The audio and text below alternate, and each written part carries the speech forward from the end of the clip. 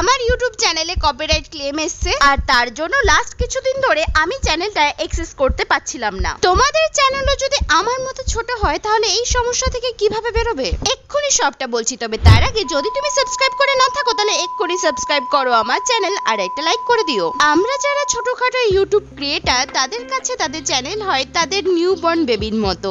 না থাকে আমাদের কোনো ফেস ভ্যালু, আর না থাকে আমাদের গন্ডির মধ্যে কোনো ফেমাস ইউটিউবার যাদের লেজ ধরে আমরা উপরে যেতে পারবো। আর তখন যদি একটা স্ট্রাইকের জন্য চ্যানেলটা উড়ে যায় তখন যে ফিলিংসটা হয় সেটা অনেকটা ছেলেমেয়ের অসুস্থতা হলে বাবা মায়ের যে কষ্টটা হয় ঠিক সেই রকম।